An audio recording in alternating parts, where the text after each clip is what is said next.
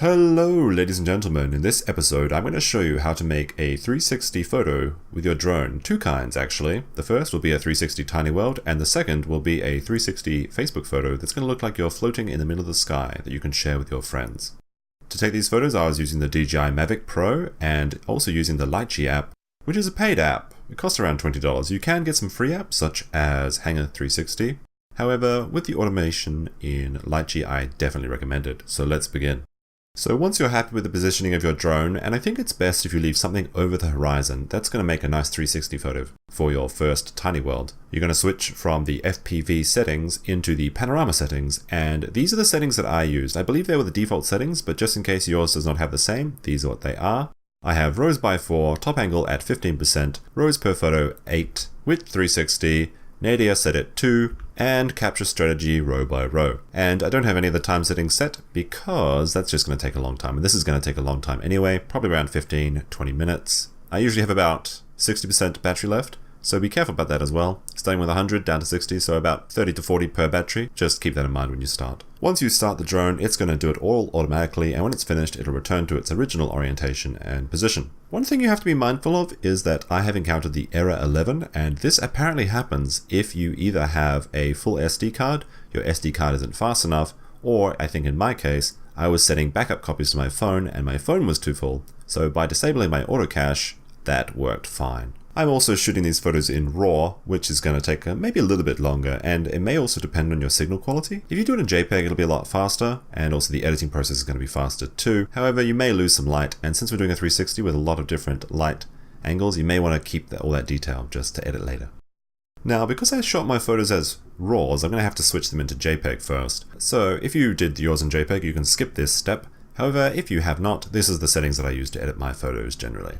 I usually like to start off by hitting the auto setting. It's not going to be perfect, but it gives you a nice start point. After that, I'm going to set my black point by holding down the Alt key. I can slide along and find just when there's a little bit of black, that's your black point. Do the same with the white point. I'm going to raise the shadows so I can see more detail, and I'm going to reduce the highlights. That's going to make the sky come out a bit more for me. Once you've set all your parameters, you're going to have to sync all your photos, make sure they're all the same. If you only have one with these color settings, it's not going to match up in the stitching software. Also, I'm going to check the other photos, just maybe one or two. Check the sky and check the ground just to make sure there's no really weird colors. And of course, if you want to compare your original to see if it's better than the edited one, you can press Y and you're going to get a split screen in Lightroom. Okay, now that I'm happy with these, I'm going to export them to a folder where I can find them, and I'm going to jump into the next program, which is Microsoft Image Composite Editor, Microsoft ICE. And you can Google this, it's free, and I'll also have a link in the descriptions below. In Image Composite Editor, first we're going to input all the photos. There should be 34 if you're using the same settings as me, and as soon as they're all there, let's go on to step 2, which is stitch, and it's going to work automatically, and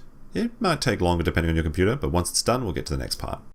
Okay, and you should have something that looks a little bit like this. Now you'll notice there are some frames missing in my photo, and the reason this happens is because the Image Composite Editor has a little bit of trouble matching up various shades, such as monocolors, so if it's all blue or all white, if your sky is blown out, for example, or even sometimes if your grass is too similar, it will leave gaps. But it doesn't matter because you can autofill them in Photoshop or even in Microsoft Image Composite Editor yourself. So first, let's just put this into the sphere shape. So we're going to go down to Stereographic, then selecting the slider in the middle, we're just going to scroll this up until we have the desired sphere. Alright, and I think that looks pretty good, so we're going to go to step 3, which is crop. So you can see where the gaps are really starting to make a difference here. So we're going to have to click Auto Complete. Now this button up in the corner, it's going to finish in your gaps using, I guess, content-aware fill, and it's much quicker than doing it in Photoshop in my experience, so I just use it in this. And as soon as that's finished, you can go to Export, select your size, and you are done. You're ready to post this. So as you can see, I have this one tree poking out of the horizon, which gives it a very nice 3D effect. And unfortunately, the rest aren't that high, so I probably should have taken a bit more time to compose this and maybe lowered my drone a little bit, and I would have got a much more interesting photo, even though I'm still happy with my results. However, a really good example of keeping things over your horizon is this great photo by Nate Adams in Jakarta. And I can only assume it was a very blown out day, so he has this very nice white gradient that seems to look like it's floating in a white void. And the way the buildings just explode from the planet gives it that really 3D effect that just makes these photos that more interesting. Alright, so that's how you do your 360 planet. I hope this is a useful technique to you. Let's move on to the next step. So using the same set of photos, we don't have to re-edit them. We just have to close the image compiler and open it again. to reset these settings, and we'll go back and create our Facebook 360. Alright, so going back into Microsoft Composite Editor, we are going to import the same photos, making sure not to select that extra photo we now have in the folder from our last 360. Align the images again, go on to Stitch, and again, we'll just have to wait till it completes. Now, this time I'm going to not mess with anything. I do have it on spherical instead of stereographic. It should look like this, so a little bit warped, but that's not going to matter when we turn it into a 360 photo. Let's go on to crop. Now we're going to have to fill that sky in again, so once again go to autocomplete. Alright, so now we're finished autocompleting. It actually did a very good job of filling in the sky despite having clouds there. Sometimes they can look a bit weird, but you can always fix those up with clone stamps. And we're going to export this into our folder and open it up in Photoshop. Okay, so now we're in Photoshop. We're going to have to change the scale of the photo.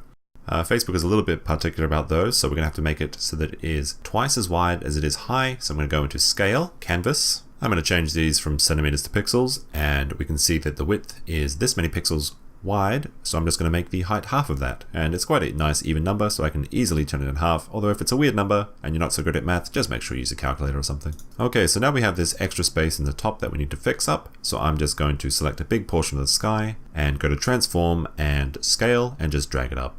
And it's not going to look perfect, but no one's really going to notice. Now, just before we export this, I'm going to change the image size. I want to have it about 10,000 pixels wide by 5,000 pixels tall. And this is just a default Facebook setting that it recognizes for 360 photos, although I think there are different sizes you can select, but you can check Facebook for that. They do have a help section for it. However, this is what's worked for me, and it'll work for you too.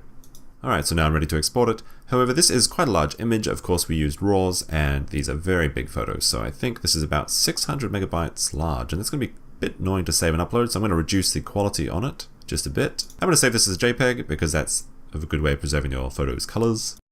Alright, so there's just one more thing we have to do before uploading this to Facebook. We need to change the metadata just to make Facebook think that it was taking it on a 360 camera. Alright, so you're going to go to Properties, Details, scroll down to where it says Camera and change this to RICOH. Camera model set to RICOH THETA S. Then once you're done, you'll save. And now you're ready to upload it to Facebook, so let's have a look. Okay, so you've done everything right. Then it'll say something about this 360 photo. At this point you can type in a very interesting comment and take a look at your results. So we can look down, we can look up, we can look all around. The quality is actually very good. The stitching is quite nice on this little camera. I'm always constantly surprised about how nice it is. Anyway, that's how you're gonna make two types of 360 photos with the same set of photos in Panorama with Litchi. Once again, you can use free apps such as Hangout 360, although the quality is going to vary depending on what you use. And I'm holding out hope that one day DJI is going to release their own version of this automated panorama. Anyway, if this video has been helpful for you, be sure to give me a like. If you'd like to see further videos in the future, be sure to subscribe. And for any questions, comments, or suggestions for future videos, please leave a comment in the comment section below. My name's been Joshua Daniel, and until next time, Alice Klar, Auf Wiedersehen.